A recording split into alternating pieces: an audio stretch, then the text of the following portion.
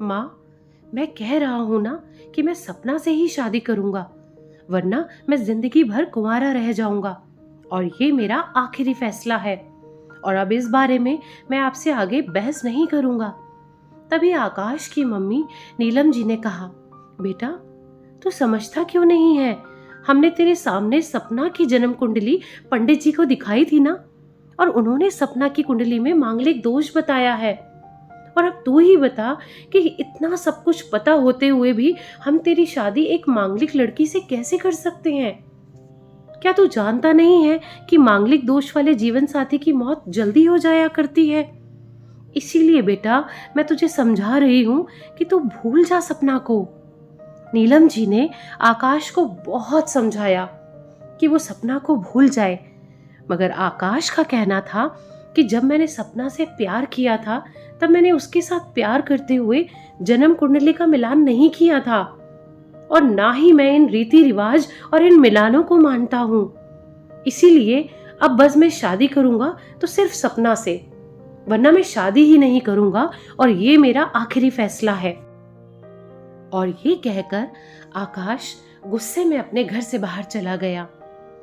तब आखिर नीलम जी को अपने बेटे की इस जिद के आगे झुकना ही पड़ा, और पंडित जी के द्वारा बताए अनुसार सपना के मंगल दोष को दूर करने के लिए आकाश के साथ शादी करने से पहले सपना की शादी एक पेड़ के साथ करवाई गई, और उसके बाद सपना ने आकाश से शादी की।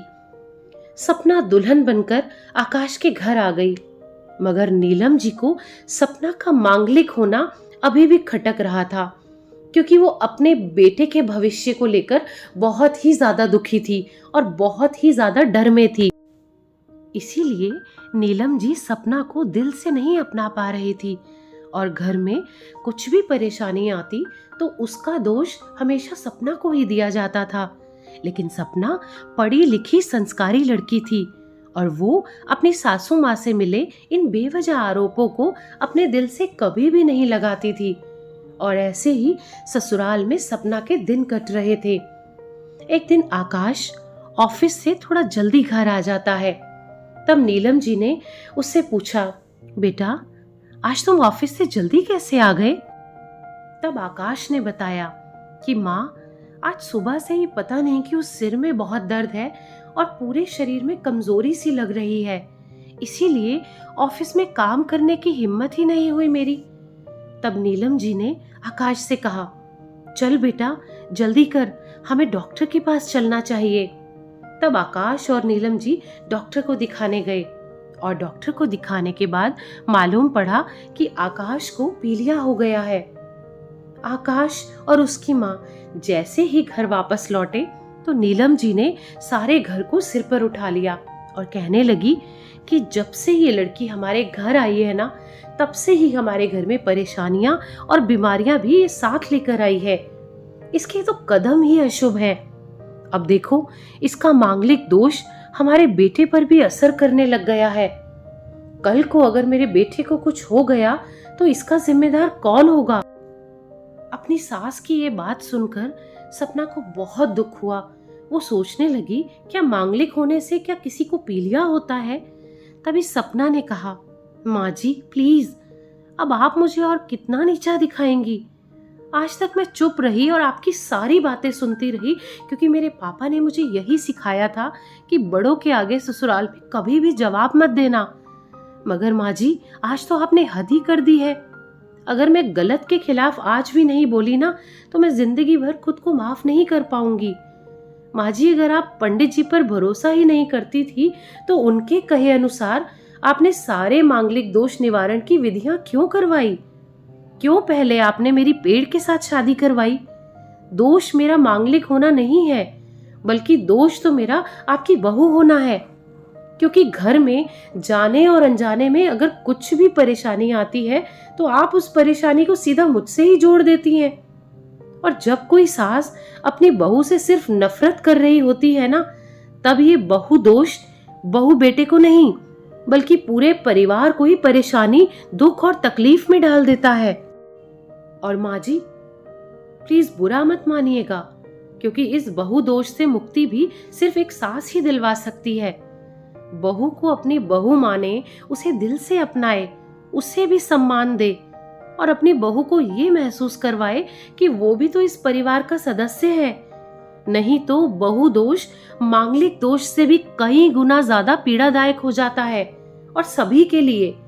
सपना की कही हुई बातें नीलम जी के दिल को झकझोर रही थी और नीलम जी को मन ही मन पश्चाताप भी हो रहा था, मगर उस वक्त अपने आत्मसम्मान के खातिर उन्होंने सपना से कुछ भी नहीं कहा। थोड़े दिनों के बाद आकाश बिल्कुल ठीक हो गया और दोबारा से अपने ऑफिस जाने लगा और 1 महीने के बाद आकाश की सैलरी भी बढ़ गई।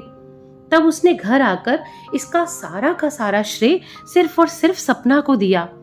तो नीलम जी बोल पड़ी, हाँ हाँ सही है बेटा, तू तो सारा का सारा श्रेय बहू को ही देगा ना। तेरी माँ का आशीर्वाद भी तो तेरी प्रगति के पीछे रहता है ना, तू तो मुझे श्रेय देना ही भूल गया। तब आकाश ने कहा, माँ इस बार देखो ना, सपना का मांगलिक दोष मुझ पर और मेरी तरक्की पर लगा ही नहीं। और माँ, जब हम बुरी परेशानियों का श्रेय सिर्फ और सिर्फ सपना को देते हैं तो अच्छे कामों का श्रेय भी तो सिर्फ और सिर्फ सपना को ही देना चाहिए ना। तो इसीलिए आज का सारा श्रेय सपना को जाता है, आकाश ने हंसते हुए कहा। तब सपना बोली, आकाश तो क्या तुम भी मुझे ऐसा ही समझते हो? तब आकाश ने कहा, नहीं सपना, बिल्कुल नहीं, बल्कि मैं तो माँ को ये समझाना चाह रहा हूँ कि सुख दुख तो हमारे जीवन का हिस्सा है और कभी जीवन में खुशियाँ आती है तो कभी गम भी आते हैं। इसके लिए हमें परिवार के किसी भी सदस्य या अपनी बहू को दोष देना ठीक थोड़ी ना है। तभी नीलम जी बोली, आकाश बेटा सही कह रहा है तू, और तेरी तरक्की ही बहुत है मुझे इस झूठे दोषों से बाहर निकालने के लिए। और आकाश बेटा, आज से मैं ये कसम लेती हूँ कि आज के बाद मैं सपना को किसी भी बात का दोष कभी नहीं दूंगी। ये सुनकर सपना आज बहुत खुश थी, क्योंकि आज उसको उसकी सास ने मांगलिक दोष के साथ साथ बहु दोषों से भी मुक्ति दे दी थी। तो दोस्तों, इस कहानी के बारे में आपकी क्या राय है, कमेंट करके जरूर बताइएगा।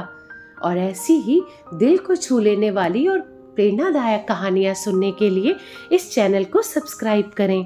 धन्यवाद।